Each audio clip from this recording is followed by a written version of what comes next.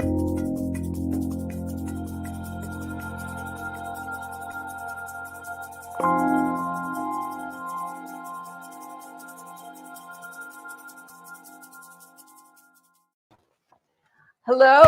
Hello, everyone. Thank you for being here and welcome to the December Essential Vegan Desserts live event. Today we have an ingredient spotlight. We're going to be talking about cocoa powder, which is a part of the chocolate bean. And those of you who know me probably know that I really do like chocolate very much as an ingredient. Actually wrote a book called Vegan Chocolate, but I do like chocolate, and I think that cocoa powder is a fascinating subject. We did have a technical issue today that we weren't able to resolve in time. And so our guest, Wouter Strumpf from, I'm going to read you actually his bio. We'll be coming back another time, but I have lots of information for you. There is a recipe for cocoa powder-based chocolate pudding in the Q&A, and you can. It's a document. I mean, there is an event document, and it contains a recipe for chocolate pudding and there's a photo of the chocolate pudding as well. So chocolate pudding is really something that is, for me, a food of memory. I mean, I like everything about it, but my mom, some of you have heard me say this, perhaps my mother, who was a lovely woman named Shirley Chernin Bernstein, was a great person and did not like being in the kitchen at all. She didn't cook at all. So I grew up on, boxed Kraft macaroni and cheese and TV dinners. And a big treat in our house was Mighty Fine chocolate pudding, or one of the boxed chocolate pudding brands. And my mom, bless her heart, she would open it up and pour the powder into a bowl and then go looking for I don't know if there's anybody here old enough to remember the egg beaters, and start beating the milk into the chocolate pudding. And what I remember I remember that it took a long time to get this chocolate pudding to pudding because it wasn't cooked. It was beaten with a hand mixer. And then it's kind of splashed all over. And then my mom would pour it into serving dishes. And there were lumps and a big, thick skin on it, which I didn't really like. I have learned in demoing chocolate pudding that there are people who like skin. So let me know if you're team skin or not. But anyway, as I was, changed my diet and decided to use real foods, whole foods, to the extent that I could. No junk. I don't use junk. I thought, well, what is chocolate pudding? It's cocoa powder, unsweetened cocoa powder, pure cocoa powder, and milk. Well, it's very easy to substitute dairy milk for plant milk. We have so many choices today. I'm holding up some oat milk by Oatly, and I want to remember to tell you why I prefer to use an oat milk when tasting chocolates. It's also a really safe choice. We don't have to worry about people who are soy avoiders or nut allergic. Oats so far seem to work for almost everyone. And when you select gluten-free oats, then, oats don't contain gluten, but there is a cross-contamination situation that goes on. So I want to tell you about that. So in thinking about how I was going to make chocolate pudding, which I did name Almost Instant Chocolate Pudding because it's pretty instant. And I'm going to just show you something else. How instant it can be is I like it so much that I keep the dry mix in a jar and it's just ready to go. This doesn't look like a lot because it's a half recipe. Sometimes I use a half recipe, but essentially it's cocoa powder, a starch. Cornstarch works the best. Arrowroot does not work. It gets kind of slimy. Arrowroot thickens just before the boil. If you can't use cornstarch, and I use organic cornstarch, which means it's not GMO, and I use it from Edwards and Son. I think let's Do Organics. It's a great company. And then you can add the granulated sweetener of your choice. I use organic vegan cane sugar. I have made this chocolate pudding with coconut sugar, which a lot of people like to use. It's considered very sustainable, a very sustainable sweetener, and it has a little bit of a molasses undertone to it, even though there's no molasses in the cane sugar. But for people who don't want to use cane, it's a choice. And sometimes I have used even whole cane, which you might know as sucanat or rapadura, hapadura, or jaggery. When you're adding flavor to cocoa powder, and those last sugars that I talked about would be considered flavor sugars, you're going to change the flavor of the cocoa powder. So that's something to remember. You can use soy milk, of course. It's going to add perhaps a little bit of a flavor. And I want to remember to talk to you about tasting different cocoa powders as well. This is one of the few instances where I say use any cocoa powder that you prefer. And what do I mean by that? There are so many different kinds of cocoa powder, and I'm going to show you a couple of different ones today. But there are two main branches of cocoa powder. One is called natural cocoa powder. That's how you see it in the stores, or it might just say cocoa powder. Let me step back a minute and tell you that when I'm talking about cocoa powder, I am talking about unsweetened pure cocoa powder. I'm not talking about cocoa mix, which has sugar in it, already added in it, and maybe some spices too. I'm talking about pure cocoa powder. So non-alkalized cocoa powder is probably the cocoa powder that many of us of a certain age grew up drinking and eating. Then Mr. Van Houten discovered that alkalizing cocoa powder made it smooth out, reduce the alkalinity of the natural alkalinity of the natural pH of the cocoa powder, and Dutch processed cocoa powder was born. Now, they are interchangeable when you're making hot chocolate. Hot cocoa, different from hot chocolate. They're interchangeable, and they're interchangeable when you make chocolate milk or chocolate pudding. When you're doing batter-based desserts, it matters which cocoa powder you use. For when you're using natural cocoa powder, the recipe should tell you, but they don't always. And we want to use, when you look at the recipe, if it just says cocoa powder, if the leavening is baking soda or mostly baking soda, then you know the recipe calls for natural non-alkalized cocoa powder. If the recipe calls for mostly baking powder or baking powder and baking soda, you know that you're going to be using an alkalized cocoa powder. Now, within those two branches of the family, let's say alkalized and non-alkalized. Non-alkalized cocoa powder, unroasted cacao, which many people refer to as raw cocoa powder or raw cacao, is part of that family. It has not been alkalized naturally. Now, I'm going to put a pin in it here and tell you that I have researched this with other people, including our expected guest today, and there is no such thing as truly raw chocolate or raw cacao powder, because during the fermentation process, when the bean is fermenting, the temperature goes higher than what is allowable in raw world. And I think that's 113 degrees Fahrenheit. If I'm wrong, someone can correct me here. I didn't say that there is, I do want to tell you, there is a right on the right side of the screen, there is a Q&A, and you can just type your questions in there or comments, and I will definitely get to those questions and comments.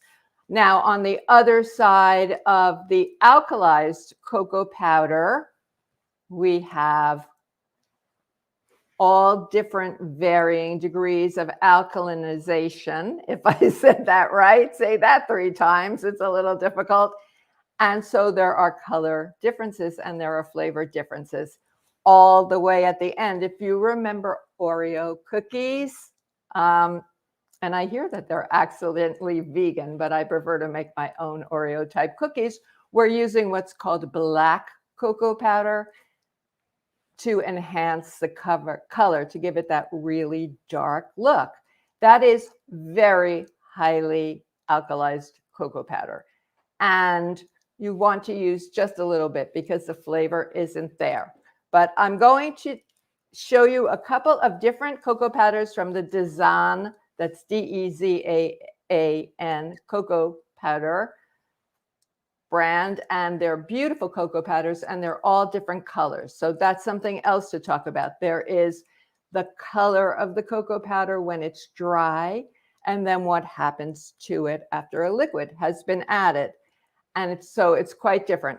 If you really want to taste cocoa powder, you want to use a neutral liquid, like I do recommend oat milk, only because it's not going to add a flavor of its own, and use for each 2 tablespoons of dry cocoa powder, 1 tablespoon of sugar, and I do recommend that you use the organic cane if what you're trying to do is get a taste, get a real sense of the flavor of the particular cocoa that you're using, and make a slurry and warm the cocoa powder and then taste it. That way you're going to taste a difference. Now, in a cake are the different colors of the different hues, probably that's a better thing to say, of the cocoa powders going to be able, will you see them? Well, you see them for sure if you're using a black cocoa, but not so much the others. The colors will change. So our guest, who isn't here today, but will be back, we really tried. Wouter Stampf is a Senior Director of Policy Development and Innovation at Olam. And he told me that he hadn't realized that you could study food in university. And when he discovered you could, he was very excited. So he has a BS in biology and a master's in food science from a university in the Netherlands. And I can't try to pronounce it. I'll get it wrong, even though I wrote it out phonetically. But during his studies, he found himself really enthralled by the wonderful world of cocoa. And after 8 years of working in cocoa, he's still excited. And I would say that I feel the same way about cocoa powder, about chocolate, about most every one of our ingredients, and about desserts and cuisine in general. One of the absolute best things about being a culinary person, is that you're always a learner. There's always something more to learn. And I have learned a lot. I thought I knew quite a bit about cocoa powder. I learned a lot in preparing for this class. So I'm going to do a little bit, I'm just going to make sure. So the pH between the alkalized and the non-alkalized cocoa powders are different. And that's going to affect the leavening. In the Essential Vegan Desserts, one of the assignments is a hot cocoa assignment, actually. And I know from grading hundreds and hundreds of these over the last 4 years, people are very surprised. They, oftentimes I'll get an assignment back and it will start with, well, I really didn't think this was going to be interesting. I mean, hot cocoa, and I'm taking this Essential Vegan Desserts course. But it's actually very interesting because you want to observe, we're asking the students very clearly to observe the differences in the color. How do the different cocoa powders dissolve? Is there a difference? There probably is a difference. Do they thicken differently? And how do they taste? So in a situation like that, you can really learn a lot. And as I said, and it really bears repeating, you can use whatever you like, you know, when you, after you go ahead and you make yourself some hot cocoa, go ahead and use the kind you like, but don't do it when you're making a cake because you have to use the one that's called for. And again, I'm saying that if the recipe just says cocoa powder, look to the leavening. That should matter. So I'm going to show you a couple of these cocoa powders. This one is called Terra Rosa, and it has tasting notes: cocoa, nuts, caramel, creamy, and it is Dutched. So it is alkalized. The fat content is 22 to 24%. That is a higher fat cocoa, and that's a very good cocoa. It's got the pH level. So that is one cocoa powder. Here I've got, this is the carbon black, So if I were making a really dark cake or a vegan version of Oreo cookies, I would use some of this. This is Dutched, but the fat content is only 10 to 12%. Now, I know that many people that I work with are really interested in lower fat desserts. I am too. So I'm always trying to lower the fat content and the sweetener content of desserts, but not to the point that we don't have dessert anymore. And thing about cocoa powder is it is considered to be defatted chocolate. When the bean, you know, chocolate starts with the bean and then it is fermented and roasted, perhaps, all the steps that happen. The chocolate mass, the cacao mass, which is 100% unsweetened naturally, is pressed, and the cocoa butter is taken out of the chocolate. Now, the cocoa butter sounds like dairy, but it's not. It's the fat in chocolate. And if you've had some vegan white chocolate or raw desserts, you know that cocoa butter is a terrific ingredient. Some people even use it to make vegan butter, spreading butter as a component. So I think of cocoa powder as one of the low-fat baker's secrets to making chocolate desserts.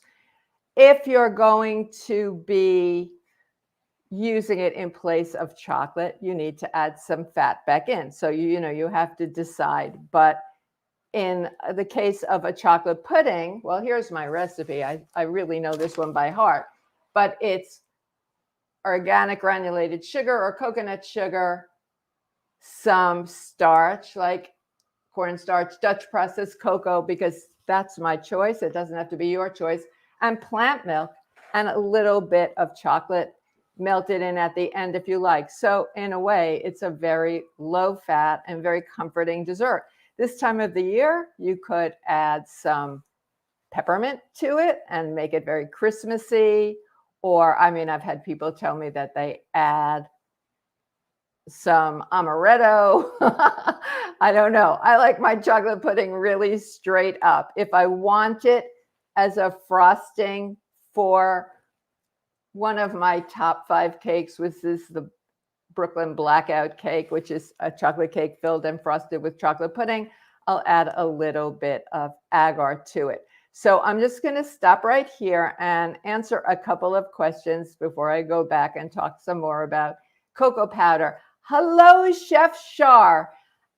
Some of you may know my good friend and colleague, Charlene Nolan, who does grading. She may have graded some of your assignments here. And we both live nearby, and we share a lot of good talking together. And Char's question is, I have noticed that some recipes say to sift and others do not. What's the best practice for adding cocoa to a recipe that you are making with cocoa powder? To sift or not to sift? That is the question. That is a very good question. Shar and everyone here, I am all about sifting always for a couple of reasons. There's probably going to be some lumps in your cocoa powder, in your sugar, in your, we're not, Shar is talking about hot cocoa here, I think, but, well, no, she's not. She's talking in general. You want, and also you're aerating the ingredients. You're making them lighter before you get started. So I always sift. I don't use one of those, I call it old-fashioned triple sifter. I sift through a strainer.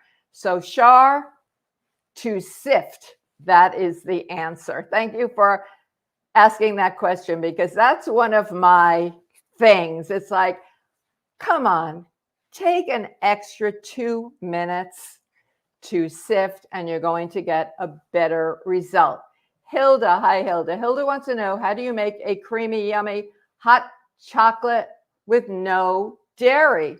Well, that's kind of super simple, because if you're making a hot cocoa, you're going to use the cocoa powder of choice, and use a good one. Use a good cocoa powder. There are many supermarket brands even that are really terrific. And I'm going to drop a link to where you can find this cocoa powder as well. I'm just going to stop here and say that I'm always looking for sustainable, ethical, slavery-free chocolate. And there are cocoa powders that are listed that way. This brand design is sustainable.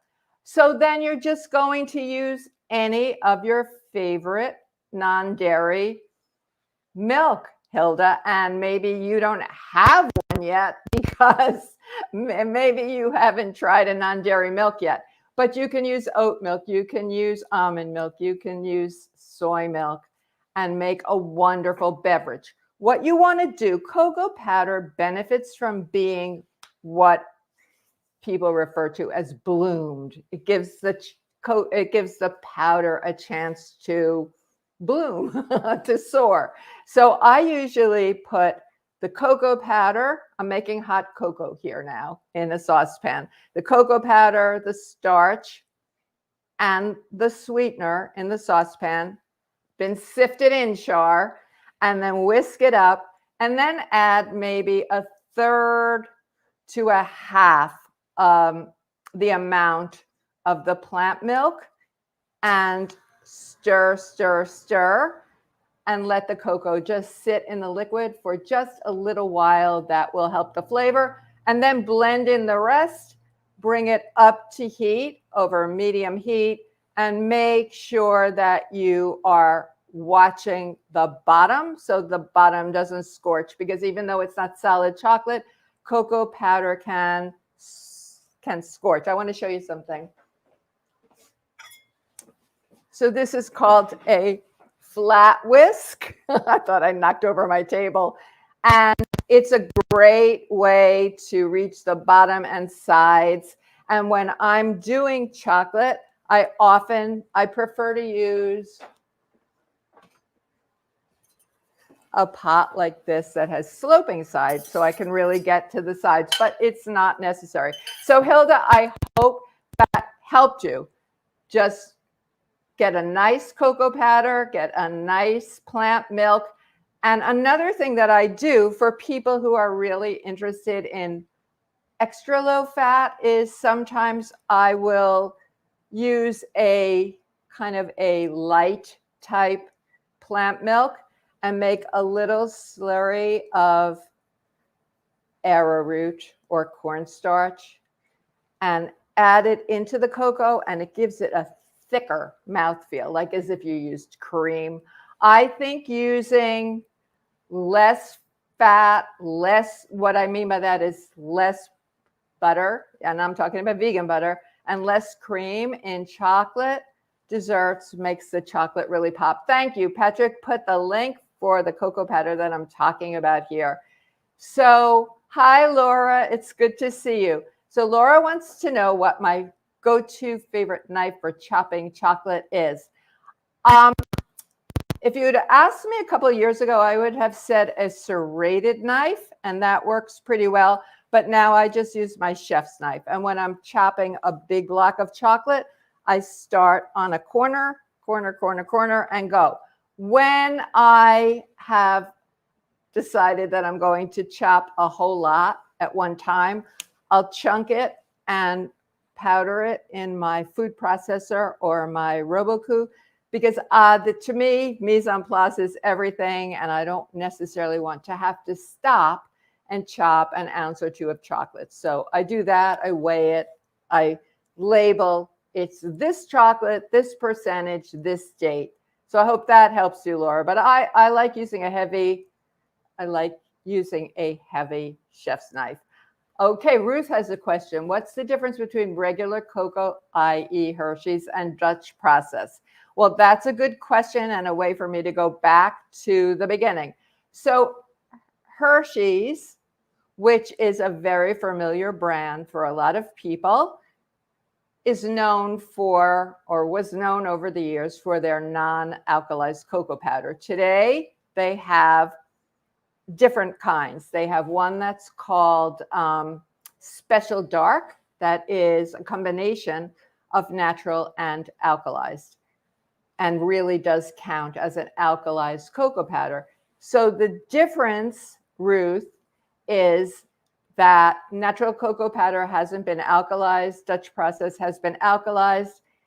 If you're making hot chocolate, hot cocoa, hot chocolate to me is sitting in Paris and drinking, somebody tell me, I think Kathy Gold is here who could put it in the link, that chocolate drink that just tastes like a melted chocolate bar. But hot cocoa, you can use whichever suits your palate or what you have in your house.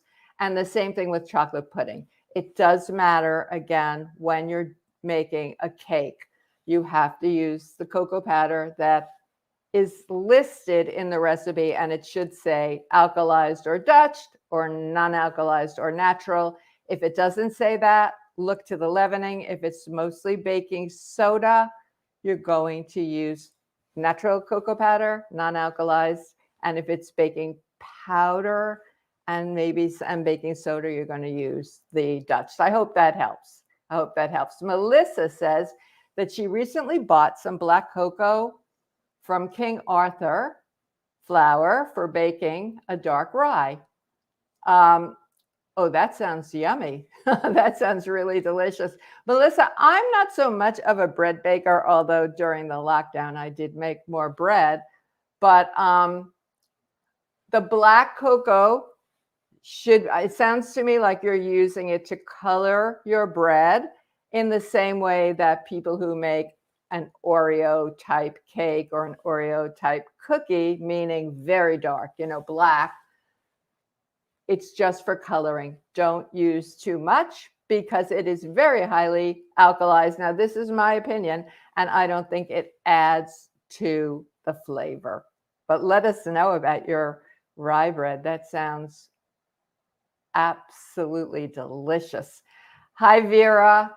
Vera wants to know, can you use pure cacao powder instead of cocoa powder for baking? Vera, pure cacao powder is unroasted, non-alkalized cocoa powder.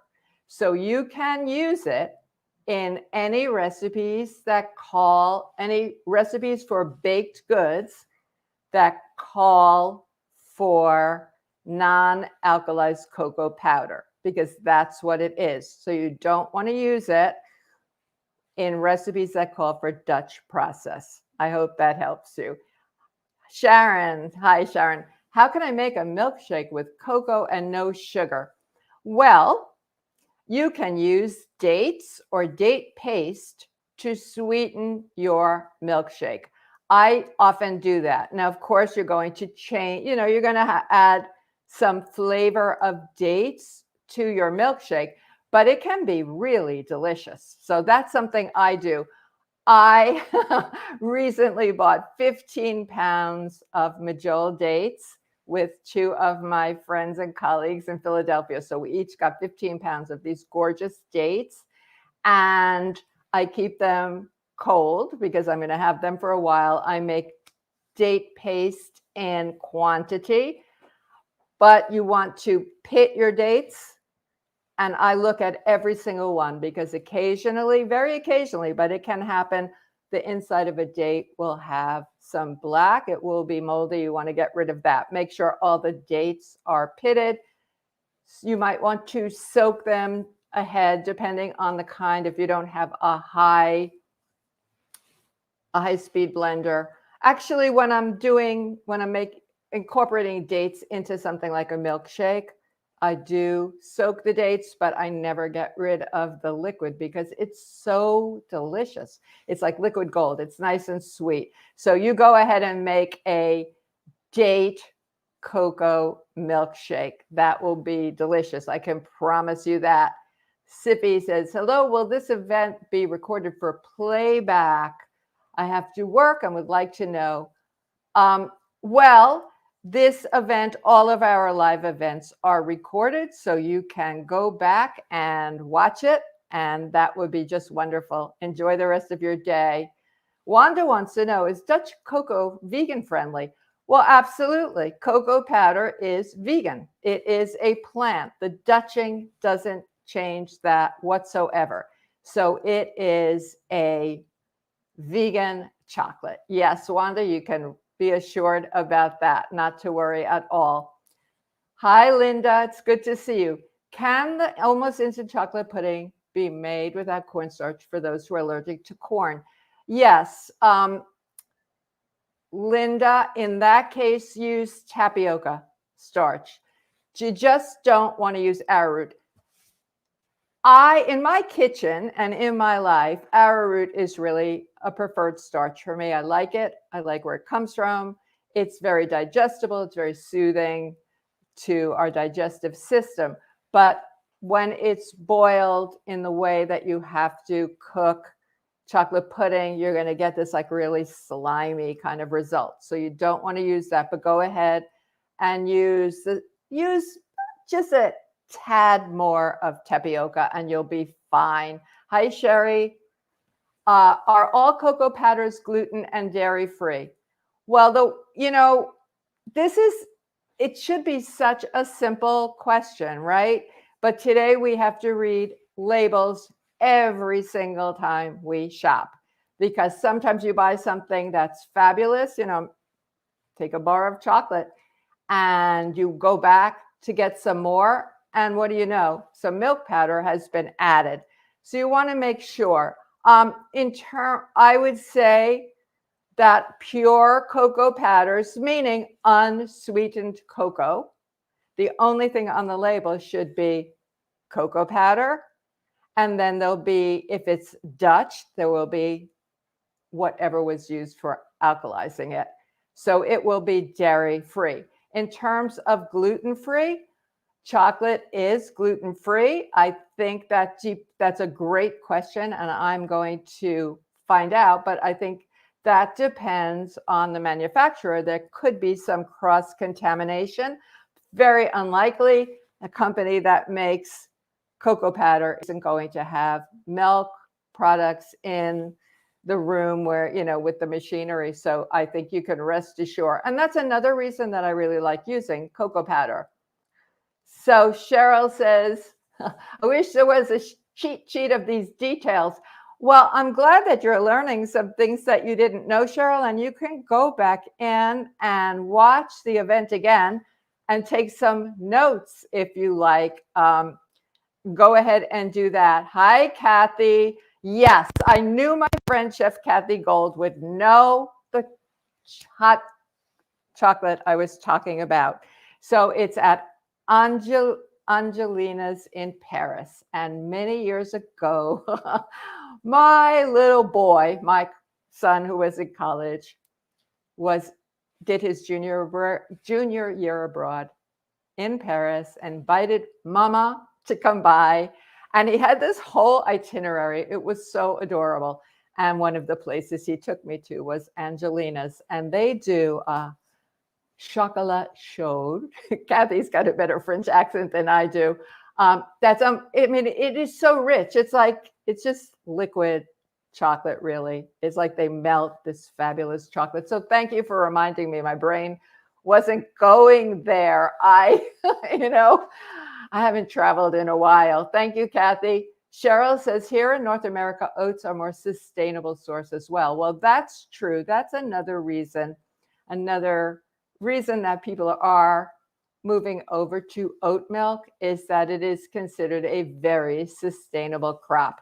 So I care about sustainability. I care about plant-based. I care about the environment. I care about taste. I mean, we want things to taste good. Not all oat milks taste the same. And this is the one that I like the best. But honestly, we all have different palates. We all have different palates. So you have to find what you like the best.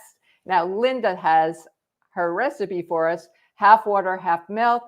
You heat and whisk the cocoa powder with water first. Well, that would be blooming it, Linda. So that's a really good idea. And then add in the other ingredients. Anytime you let the cocoa powder mingle first with some liquid, you're going to get a more intense chocolate flavor. So thank you for that. June wants to know, does potato starch work as a substitute for cornstarch? I haven't used that to make hot cocoa, so I cannot tell you. It is one of the starches. We have a whole unit in Essential Vegan Desserts on starches that goes into detail. I don't think the proportion is necessarily the same. So Marty, hi Marty, wants to know, what cocoa powder should we use when making a fudge? Well, that's going to be personal to what you like. I would personally go with the Dutch process. It has a rounder flavor. It has a rounder flavor to me, and I think that it's better. And I would also go with one of the higher fat ones. Now, when we're talking about higher fat, you know, cocoa powders max out at about 24%. So that's not super, super high. But fudge is really nice. Fudge is really nice. Before what Linda says, black cocoa powder is used for making homemade ding-dongs and Oreo cookies. That's right. I grew up on both of those products, let me tell you. I mean, my house was a treasure trove of junk. And I mean, why not admit it? But my mother couldn't believe that I went into culinary because she didn't like it. But I just love this. I want to show you something that I made. So I'm bringing this really close. This is actually the no oil version, my Rip Esselstyn version of chocolate cake made with, you know, I love using ganache, which is a proportion of typically of heavy cream and chocolate. I use a plant milk and chocolate. This time, because I had all this nice cocoa powder to play with, I used cocoa powder and I added quite a lot of Miyoko's butter as the fat. And I got this and I spread it on this low fat, you know, no oil added, whole food, plant-based, no oil legal cake. It kind of negates the cake, but it was an interesting thing to do. And it also made almost like a fudgy thing. And these, I'm so excited by these. So I made some meringue. Look at these. And I've been baking my meringue, not really baking. I've been dehydrating my meringue in my new Breville oven. And I put it on before, you know, like maybe 10 o'clock at night or 9 o'clock at night. And in the morning, I have these beautiful meringues. These were made, I must say, these were made 3 weeks ago. So what's the secret? This isn't cocoa powder. And then I dusted them with cocoa powder because I think they're going to go on my bûche de Noël. But so I want to show you because I'm really excited about this. Meringues, any meringues, whether they're made with aquafaba or made with egg whites, get soft at room temperature. They pick up the moisture in the air. So I have these in a glass airtight container. I have to go find some tins, and I use silica, food grade silica gel packs. And I will tell you that 3 weeks later, look at these little darling little things. So I can dress up my chocolate pudding or get a start on my holiday desserts. And of course, I tasted one before this event today, just to make sure that I was telling you the truth, that they stayed crispy, and they did. If you make some aquafaba meringue cookies or a pavlova and gets a little sticky, you can put it back into a very low oven, and that will re-crisp them. So let's see. I think I've got some more questions here. Oat milk does make a lovely hot cocoa, that's for sure. Sometimes I have done it with using soy milk when I feel like I mean, I am not a soy avoider, and I use a plain soy milk that's just organic soybeans and water, and I think it's wonderful. It does, you know, depending on the brand, you're going to get a little more flavor, either maybe interfering a little bit with your cocoa, but I do it. But my favorite is to use the oat milk. Thank you, Cheryl. And let's see, Lucy says, greetings from San Luis Potosi, Mexico. Oh my gosh, all the way from Mexico. Well, it's nice to see you here. And I'm glad that you're enjoying the cacao powder advice. So let's just remember that if you want more information on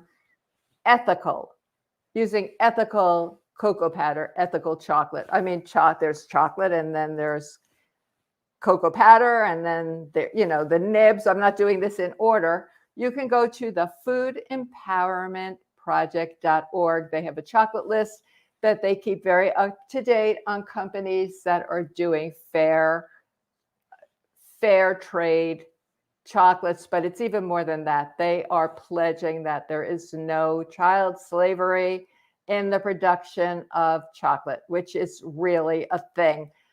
Remember that cocoa butter, which is pressed out of the chocolate, not 100%,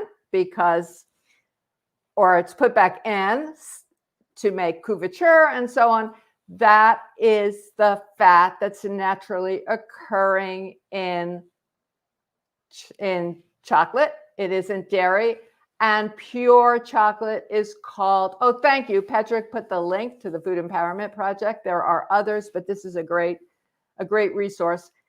Chocolate liquor, which isn't booze, refers to pure chocolate or cocoa. It's called cacao mass. Or unsweetened chocolate. There are many ways to look at it. So my gosh, the time just really flew by today.